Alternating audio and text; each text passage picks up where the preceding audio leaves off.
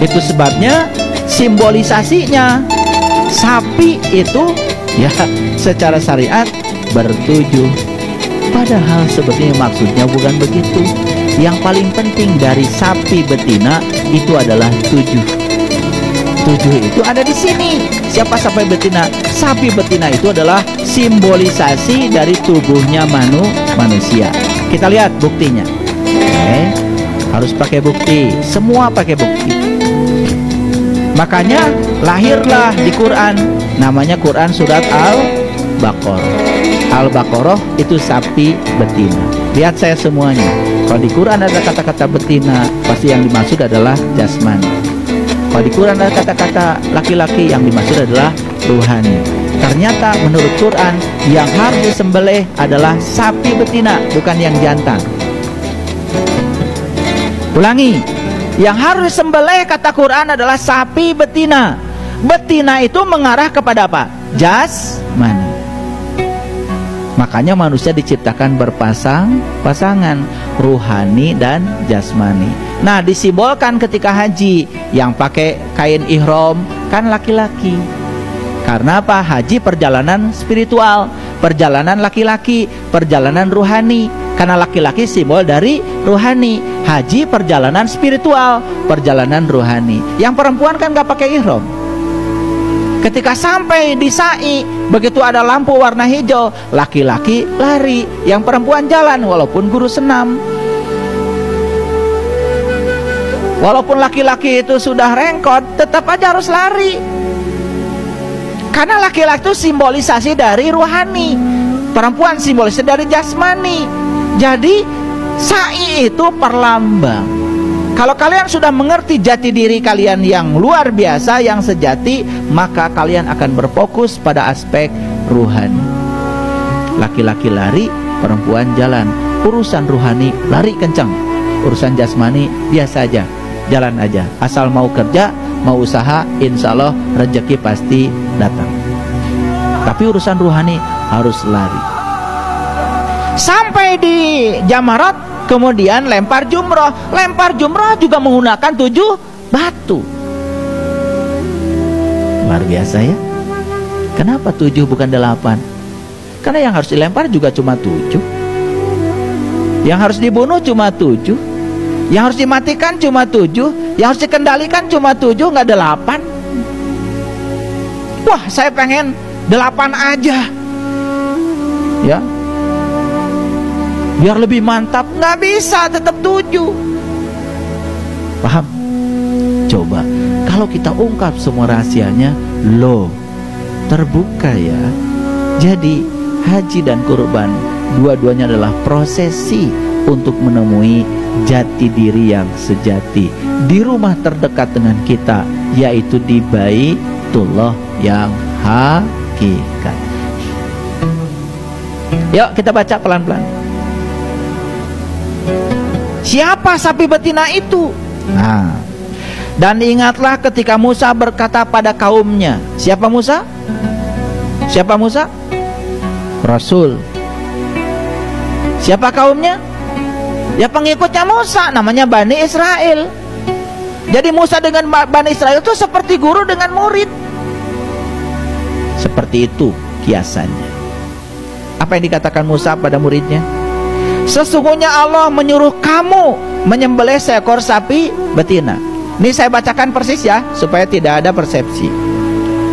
Apa kata muridnya Musa? Mereka berkata, apakah kamu hendak menjadikan kami buah ejekan? Musa menjawab, aku berlindung kepada Allah agar tidak menjadi salah seorang yang bodoh. Itu ayat 67. Oke, ayat 68. Jadi ayat 67 hanya perintah. Kata Musa, para muridku, Allah menyuruh kepadaku agar kalian menyembelih seekor sapi betina. Lihat ayat selanjutnya. Umatnya Musa berkata, mohonkanlah kepada Tuhanmu untuk kami, agar dia menerangkan kepada kami, sapi betina apakah itu? Hebat ya.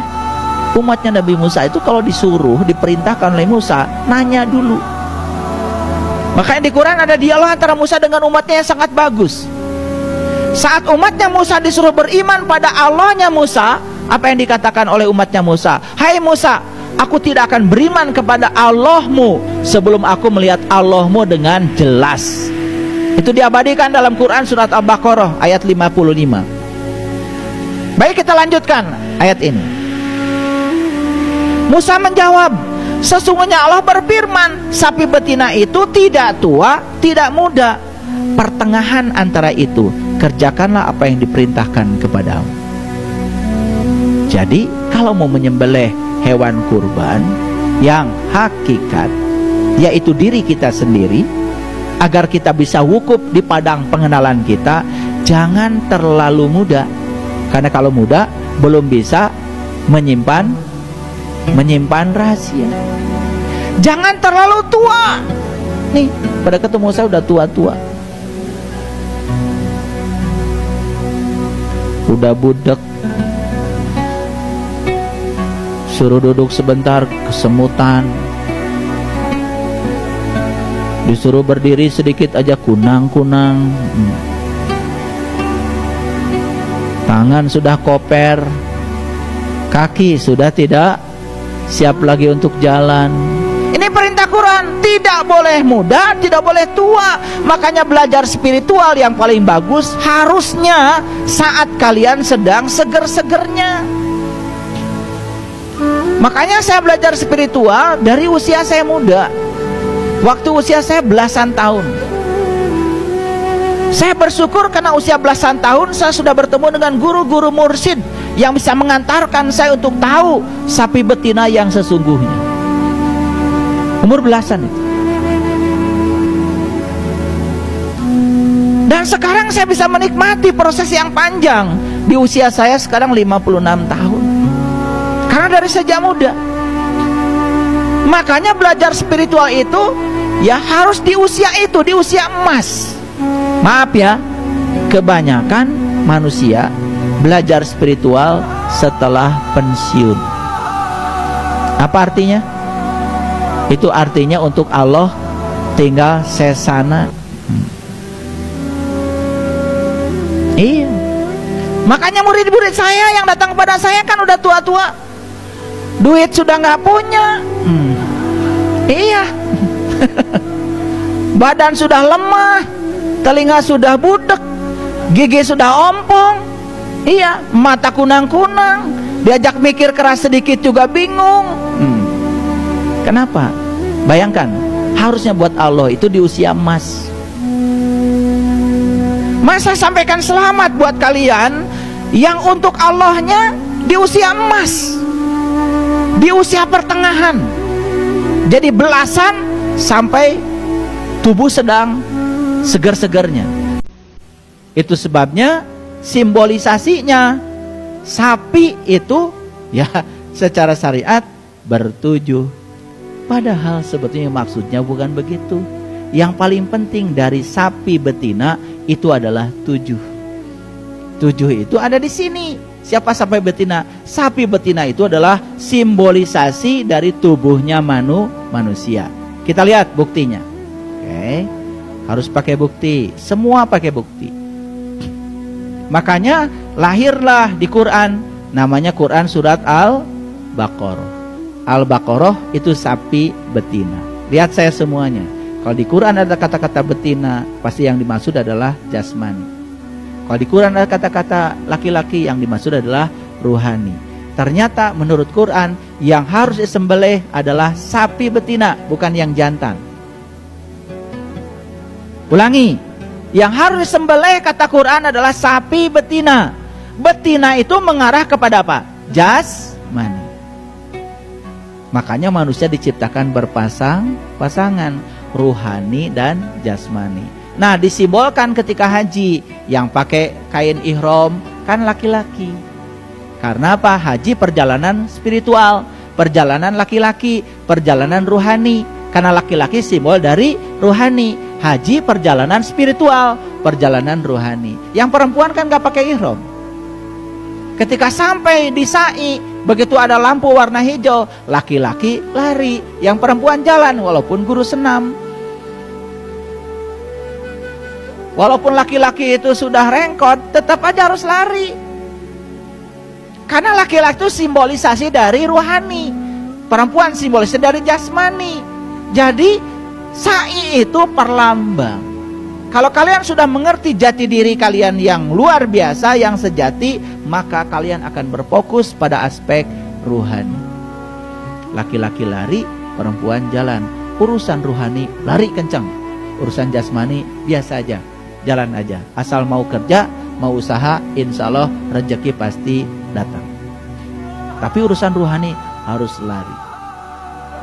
Sampai di Jamarat, kemudian lempar jumroh. Lempar jumroh juga menggunakan 7 batu. Luar biasa ya. Kenapa 7 bukan 8? Karena yang harus dilempar juga cuma 7. Yang harus dibunuh cuma 7. Yang harus dimatikan cuma 7. Yang harus dikendalikan cuma 7, nggak 8. Wah, saya pengen 8 aja. Ya. Biar lebih mantap, nggak bisa, tetap 7. Paham? Coba, kalau kita ungkap semua rahasianya, loh, terbuka ya. Jadi, haji dan kurban, dua-duanya adalah prosesi untuk menemui jati diri yang sejati di rumah terdekat dengan kita, yaitu di Baitullah yang hakikat. Yuk, kita baca pelan-pelan. Siapa sapi betina itu? Nah, dan ingatlah ketika Musa berkata pada kaumnya. Siapa Musa? Siapa Musa? Rasul. Siapa kaumnya? Ya pengikutnya Musa, namanya Bani Israel. Jadi Musa dengan Bani Israel itu seperti guru dengan murid. Seperti itu kiasannya. Apa yang dikatakan Musa pada muridnya? Sesungguhnya Allah menyuruh kamu menyembelih seekor sapi betina. Ini saya bacakan persis ya, supaya tidak ada persepsi. Apa kata muridnya Musa? Mereka berkata, apakah kamu hendak menjadikan kami buah ejekan? Musa menjawab, aku berlindung kepada Allah agar tidak menjadi salah seorang yang bodoh. Itu ayat 67. Oke, ayat 68. Jadi ayat 67 hanya perintah. Kata Musa, para muridku, Allah menyuruh kepadaku agar kalian menyembelih seekor sapi betina. Lihat ayat selanjutnya. Umatnya Musa berkata, mohonkanlah kepada Tuhanmu untuk kami, agar dia menerangkan kepada kami, sapi betina apakah itu? Hebat ya. Umatnya Nabi Musa itu kalau disuruh, diperintahkan oleh Musa, nanya dulu. Makanya di Quran ada dialog antara Musa dengan umatnya yang sangat bagus. Saat umatnya Musa disuruh beriman pada Allahnya Musa, apa yang dikatakan oleh umatnya Musa? Hai Musa, aku tidak akan beriman kepada Allahmu sebelum aku melihat Allahmu dengan jelas. Itu diabadikan dalam Quran surat Al-Baqarah ayat 55. Baik, kita lanjutkan ayat ini.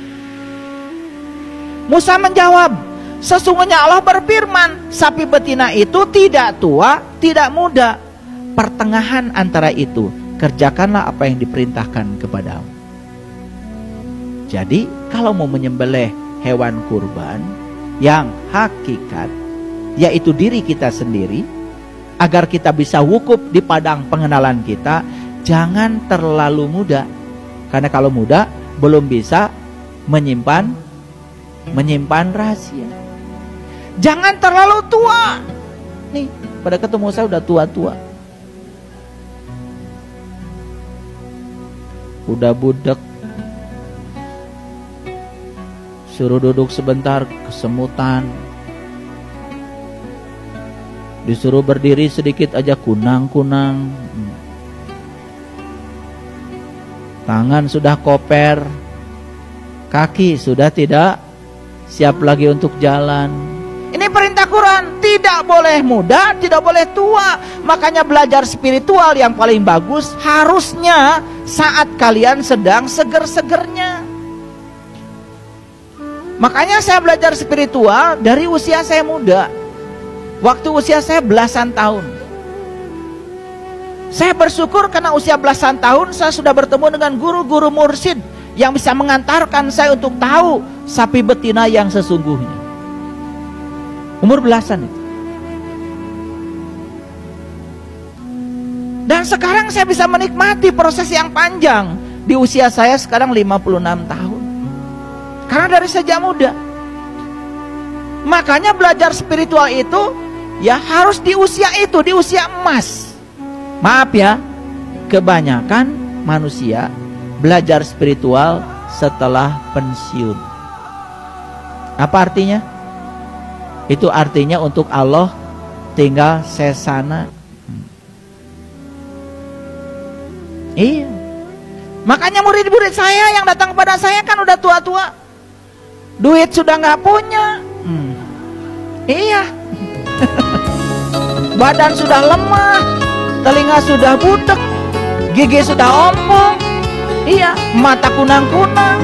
Diajak mikir keras sedikit juga bingung. Kenapa? Bayangkan, harusnya buat Allah itu di usia emas. Saya sampaikan selamat buat kalian yang untuk Allahnya di usia emas, di usia pertengahan. Jadi belasan sampai tubuh sedang segar-segarnya.